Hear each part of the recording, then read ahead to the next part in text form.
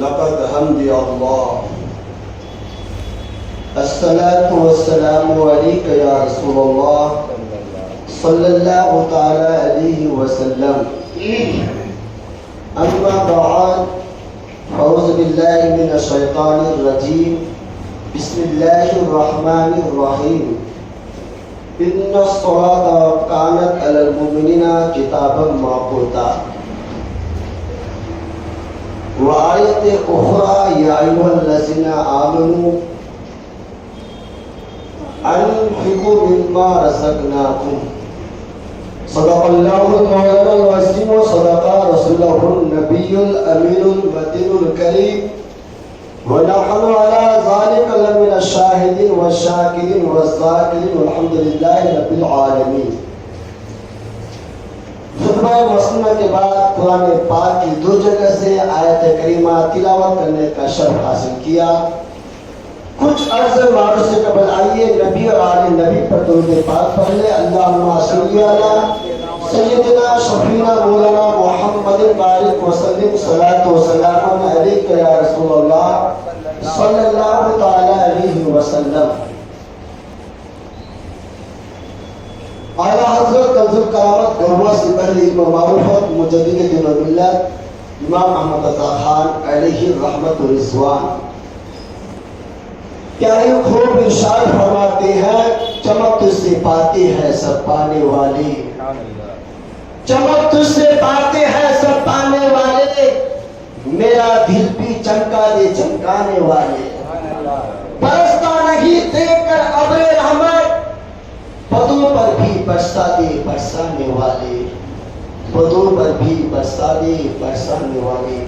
برکت وقت کی قلت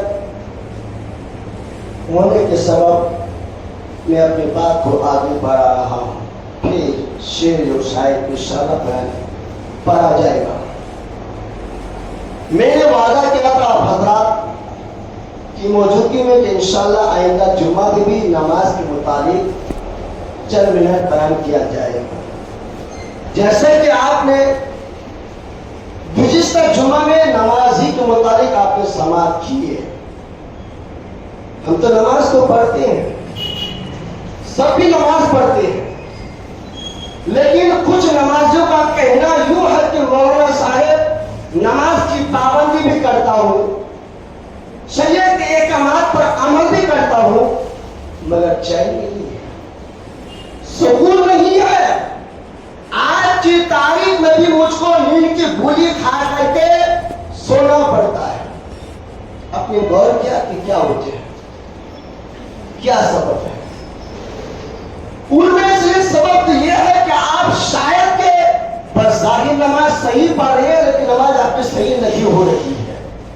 اس لیے ہم محنت کریں تو محنت کا اجر، اس کا بدلہ، اس کا صلہ ملنا چاہیے.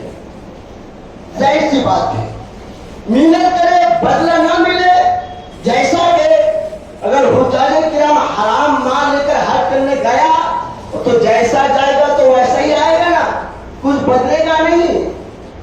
یہ کوئی بھی حرام کا ہو اور اس پیسے اس رقم کو لے کر حج کرنے گیا ہے تو کوئی فائدہ نہیں، اس کا حج مقبول نہیں بلکہ مردود ہے بے عین ہی. کیوں آج ہم غفلت میں پڑے ہیں؟ کیوں ہم علماء سے رابطہ نہیں کرتے؟ کیوں ہم مدرسے سے رابطہ نہیں کرتے؟ آج حضرت سن تو لیجیے کہ ہماری نماز میں کمی تو نہیں ہے، وہ غلطیاں تو نہیں ڈال دیا، لیکن اللہ ماشاءاللہ کچھ نمازی ایسے ہیں کہ خود مفتی بن چکے ہیں، کچھ ایسے نمازی ہیں کہ خود مفتی بن چکے ہیں. اگر دیکھا جائے تو اس کی نماز نہیں ہوتی ہے. میں مختصر طور پر بتاؤں، باپو نے مجھے کچھ اشارت اور کچھ کہا ہے. وقت بہت کم ہے. جب بندہ مومن سنیے گا، اگر شوق جذبہ رکھتی ہے، اگر آگے جگہ خالی ہو تو آگے بیٹھیے گا. جب بندہ مومن نماز پڑھنے کے لیے تکبیر تحریمہ، یہ تکبیر تحریمہ جو پورے پاک کے 5 انگلی اور ہتھیلیاں کعبہ کی طرف ہونی چاہیے.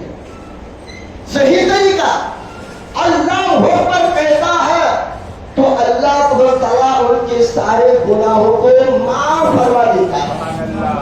دیکھیے آپ سبحان اللہ کہیں یا نہ کہیں، مجھے کوئی پرواہ نہیں، آپ کے کام میں اگر نیکیوں کا اضافہ کرنا ہے تو آپ کر سکتے ہیں۔ حدیث پاک میں ہے شعیب الایمان کے حوالے سے کہ جو ایک مرتبہ سبحان اللہ یا الحمدللہ کہتا ہے، جنت میں ان کے نام میں ایک پودا لگایا جاتا ہے اور 20 نیکیاں بھی لکھی جاتی ہے۔ مگر مجھ کو اتنا شوق جذبہ نہیں کہ میری تقریب پر واہ کھینچیے۔ بیٹھ گئے، جب تکبیر تحریمہ باندھ لیتے ہیں، سنیے میں دونوں طریقہ حضرت بھی بتاتا ہوں، پھر نماز کس طرح پڑھے۔ پھر تکبیر تحریمہ کہہ کے ناک کے نیچے ہاتھ کو اس طرح باندھ دے۔ کوئی تو ایسے کرتے، کوئی تو کچھ ایسے کرتے۔ تکبیر تحریمہ باندھ لینے کے بعد جب بندہ مومن سبحان اللہ سنہا پڑھتا ہے، سنا کیا فضیلت ہے، آپ نے کبھی غور کیا؟ جب بندہ مومن تکبیر تحریمہ باندھ لینے کے بعد جب بندہ مومن ثنا پڑھتا ہے، روایت میں یہ بات آتی ہے کہ اس کے جسم کے اندر جتنے بال ہیں، ہر بال کے برابر ان کو ثواب لکھا جاتا ہے۔ آپ نے ثنا پڑھی، طریقہ بھی بتا رہا ہوں، فضیلت بھی بتا رہا ہوں۔ پھر جب بندہ مومن اعوذ باللہ من الشیطان الرجیم پڑھتا ہے تو اللہ تبارک تعالیٰ جو ذاتی سختی کا عالم ہوتا ہے نا، موت اس پر آسانی کر دیتا ہے، ٹھیک ہے۔ لیکن جب بندہ مومن تعوذ کے بعد تسمیہ یعنی بسم اللہ الرحمن الرحیم پڑھتا ہے تو حدیث پاک کی روایت میں ہے کہ اللہ تبارک تعالیٰ ان کو 4000 نیکی عطا فرماتا ہے اور 4000 گناہ کو مٹا دیتا ہے اور 4000 درجات کو بلند فرماتا ہے۔ اب بتائیے کتنی فضیلت ہے، پھر بھی ہم فجر کے اذان ہو آرام سے سو رہے ہیں۔ واہ، یہ ہمارے قوم کا حال ہے۔ پھر ہم کئی بڑی باتیں کرتے ہیں، سنیے۔ پھر اس کے بعد جب بندہ مومن سورہ فاتحہ پڑھتا ہے تو قرآن مجید کی تمام سورتوں کے بدلے ثواب ان کو ان کے لیے لکھا جاتا ہے۔ پھر جب بندہ مومن رکوع میں جاتا ہے، سبحان ربی العظیم پڑھتا ہے تو اللہ تبارک تعالیٰ ان کو کتنا ثواب دیتا ہے معلوم ہے؟ احد پہاڑ کے برابر جو سونا خیرات کرے اس کے برابر ثواب عطا فرماتا ہے۔ اور جب بندہ مومن سمیع اللہ لمن حمدہ کہتا ہے تو روایت میں بات آتی ہے سورہ کے ہر ایک حرف کے بدلے جو ہے ان کے نامہ اعمال میں ثواب لکھا جاتا ہے۔ پھر جب بندہ مومن سجدہ ریز ہوتا ہے، آج کچھ لوگ سجدہ کیسے کرتے ہیں؟ جس طرح ایک ہمارے گھر میں جو دیہات میں مرغی جو ہوتی ہے دانا کیسے کھاتے ہیں، بس ایک دانا لیا پھر موڑ اٹھایا سر، پھر دانا کے لیے سر جھکایا، ایسے کچھ نمازیوں کا ہے۔ بندہ مومن رب سے کب قریب ہوتا ہے؟ جب سجدہ ریز ہوتا ہے تب بندہ مومن اللہ کے قریب ہوتا ہے۔ لیکن جب سبحان ربی الاعلیٰ کہتا ہے تو جتنے جنوں انس جن ہے، انسان ہے، شیاطین ہے، ان کے برابر ان کے نام اعمال میں ثواب لکھا جاتا ہے۔ جب بندہ مومن تشہد التحیات پڑھتا ہے تو ان کو قاضی کا ثواب ملتا ہے۔ لیکن جب بندہ مومن سلام پھیرتا ہے تو اس کے لیے جنت کے 8 دروازے کھول دیے جاتے ہیں، جہنم کے دروازے بند کر دیے جاتے ہیں۔ اب بندے کو اختیار ہے، جنت کے لیے دروازے سے داخل ہونا چاہتے ہو داخل ہو جا۔ یہ ہے نماز کی فضیلت۔ لیکن مجھے کہنے کا حق تھا، آج جس بچوں کی تربیت کے لیے، دنیاوی تربیت کے لیے ہم بچوں کو صبح سویرے فجر کی اذان سے پہلے اٹھا دیتے ہیں، اسی بنا پر نہ تاکہ ہمارے بچوں کو کامیابی ملے، ہمارے بچے اچھے پڑھے لکھے ہو گئے، انجینئر بنے، ماسٹر بنے، وکیل بنے، جج بنے، کیا کیا نہیں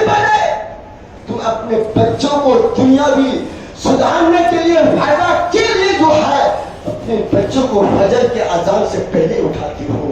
مجھے پتا ہے آپ کے بھی اولاد ہے, مجھے بھی اولاد ہے, ہر یہ تو اپنے اولاد سے ہمدرد ہے. اپنے اولاد کی تکلیف کو برداشت نہیں کر سکتے وہ ماں باپ. اگر خدا نہ خواستہ کسی کی اولاد کو ایسی تکلیف ہو جائے, مختصر طور پر ڈاکٹر کہنے کہ اس کو کتنی کی ضرورت ہے, وہ ماں کہتی ہے ڈاکٹر صاحب میری کتنی کی اگر لگ جائے اور ضرورت پڑے میری کتنی کو نکال دو. وہ باپ کہتا ہے ڈاکٹر صاحب میرے بچوں کو بچا لو, کتنی کی ضرورت پڑے تو باپ اپنا کتنی دینے کو تیار ہے, لیکن کہنے کا حق تو جس آپ کو پتا ہے نا کہ جب بچہ کی عمر 7 سال ہو جائے اسے نماز پڑھنے کا حکم دیا جائے, جب 10 سال عمر ہو جائے بچہ نماز نہ پڑھے تو مارنے کا حکم دیا ہے. لیکن آج ہماری قوم کیسی غفلت میں پڑی ہے, باپ بھی نماز نہیں پڑھتے, ماں نماز نہیں پڑھتی, بیٹا کیسے نماز پڑھے گا, بیٹی کیسے نماز پڑھے گی. اس لیے قوم کے میرے بزرگوں نوجوانوں ابھی بھی وقت ہے, موت کب واقع ہو جائے یہ ہمیں آپ کو پتا نہیں ہے. اس لیے خود بھی نماز کی پابندی کرے اور نماز کی پابندی کرے اور اپنے بچوں کو تربیت دے تاکہ مستقبل میں آپ کے بچے آپ کی خدمت کریں, آپ کے بچے آپ کا سہارا بنے. ورنہ اس طرح تربیت نہیں دیں گے نا جس طرح آج یہ بچہ استاد سے ڈرتا ہے اس کا الٹا ہو جائے گا. جس طریقے سے آج یہ بچہ باپ سے ڈرتا ہے نا, جب بچہ انجینئر ہو جائے گا, وکیل ہو جائے گا, وہ جج ہو جائے گا, تو اب جو ہے بچہ نہیں ڈرے گا, باپ ہی کو ڈرنا پڑے گا اپنی اولاد سے. کہیں میرے بچے کی نوکری کے حساب سے مجھ کو گھر سے باہر نہ کر دے, مجھ کو گھر سے باہر نہ نکال دے. ایسا ہو رہا ہے. جی میں بیماری کے لفظ کو پکڑ چکا ہوں. بارکر میں ابھی اپنی بات کو بتاؤں. اللہ تبارک و تعالیٰ ارشاد فرماتا ہے یا ایھا الذین آمنوا انفقوا مما رزقناکم. اگر رب نے دولت سے نوازا ہے, اللہ نے دولت عطا فرمائی ہے, تو کبھی بھی کنجوسی نہ کرے, بخیل نہ کرے. اگر موقع ہے اگر سامنے دینے کو تو دینے میں جو ہے بخلاہٹ نہ کرے, دینے کی کوشش کرے. کب موت واقع ہو جائے. چلیے مختصر طور پر جب اللہ کے رسول صلی اللہ تعالی وسلم غزوہ تبوک کے موقع پر حدیث پاک ہے کہا تھا صدیق تو عمر اللہ کے رضا کے لیے صدقہ کیا کروں. مختصر آپ نے 12 علماء کرام سے سنے ہیں, آپ نے اب اشارہ کیا, ضمن میں آپ کو بتا رہا ہوں. اتنا ہی سنا تھا پیغمبر اعظم نے کہا تھا اللہ کی رضا کے لیے صدقہ کرو.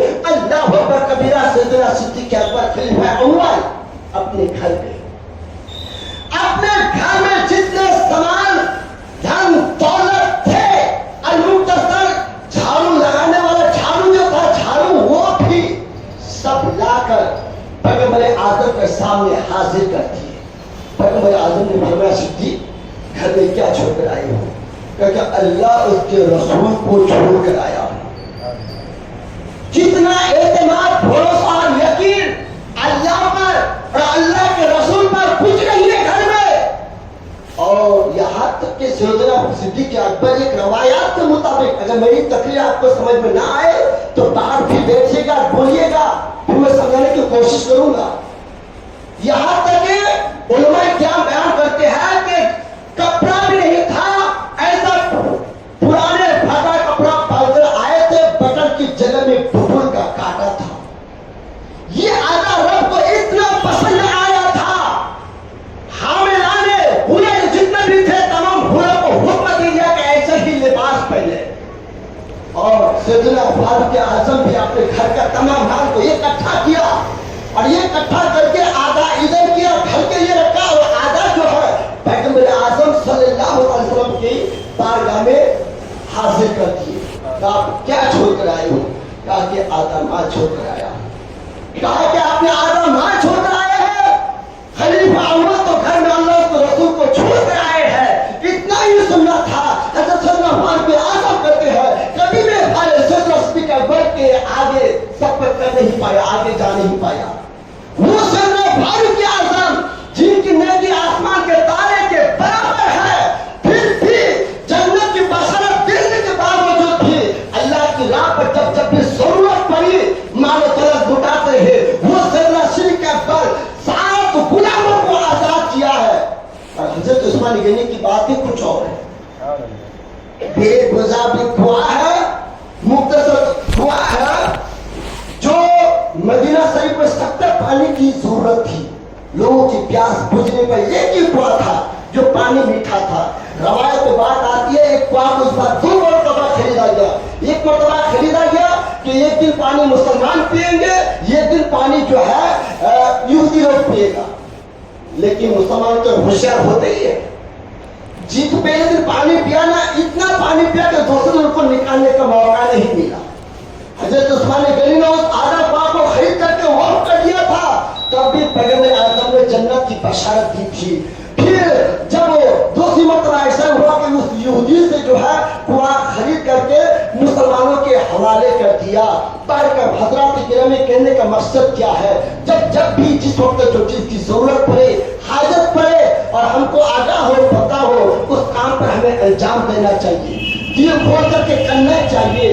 اللہ اللہ برادران ملت اسلامیہ بڑھ کر فضیلت بہت ہے جو حدیث پاک میں ہے. اگر کسی نے کسی کو کھانا کھلایا اور اس کا پیٹ بھر گیا, کسی کو پانی پلایا, اس کی پیاس بجھ گئی ہے, تو اللہ تبارک تعالیٰ دوزخ سے جو ہے 7 خندقوں سے دور فرما دے گا. اور 2 خندق جو ہے 500 سال کے فیصلہ پر ہے. یعنی کہ جو مسجد کے لیے آپ جو کچھ بھی خرچہ کریں گے جو ہے اللہ تعالیٰ اس کے لیے جو ہے گھر میں جنت میں گھر بنائے گا. یہ روایت میں یہ بھی ہے اگر مسجد کے کچرا بھی اگر صاف کیا ہے اس کے لیے بھی جنت میں ایک گھر بنائے گا. اور میں نے کہا جو مسجد میں پیسے دے گا, جو رب کی دی ہوئی دولت ہے جو دے گا, ظاہر سی بات ہے وہ دنیا میں بھی کامیاب رہے گا, آخرت میں بھی کامیاب رہے گا. بارہ علماء کرام سے اعلان سنے ہوں گے کہ اسی مسجد کے جو قریب کے بازو مکان خرید لیا ہے, جو 32 یا 33 لاکھ روپے میں جو آدھا پیسے دے چکا ہے, آدھا پیسہ قرض لے کر کے قرض حسنہ لے کر کے دے چکا ہے, یعنی کہ 15 لاکھ یا 16-17 لاکھ روپے باقی ہے. آپ سے بہت بڑا گزارش ہے, اگر آپ اللہ تبارک تعالیٰ نے آپ کو دولت سے نوازا ہے, جتنا ہو سکے آپ جو ہے دل کھول کر کے آپ راہ راست پر دیا کیجیے. انشاءاللہ دینے سے کیا ہوگا, 70 مصیبتوں سے بچیں گے, بری موتوں سے بچیں گے, آپ کی عمر میں برکت ہوگی, روزی میں برکت ہوگی. جو کچھ بھی ہے ہمارے پاس مکان دولت بنگلہ بیٹے کے تاجدار بولتے ہیں, کیا بولتے ہیں, زمین و سما تمہارے لیے, مکین و مکہ تمہارے لیے, چنی و چنا تمہارے لیے, بنے تو جہاں تمہارے لیے, ہم آئے یہاں تمہارے لیے, اٹھے بھی وہاں تمہارے لیے. وما علينا الا البلاغ واخر دعوانا ان الحمد لله رب العالمين. استغفر الله ربي من كل ذنب وتوب عليه. اور کوئی کام کاج کی حاجت ہو تو ہمارے عالی جناب مولانا عنایت صاحب کی بلا سے رابطہ کرے, اور مجھ کو ملے تو مجھ سے بھی رابطہ کرے. جو حضرات سنت نہیں پر سنت ادا کر لے. السلام علیکم.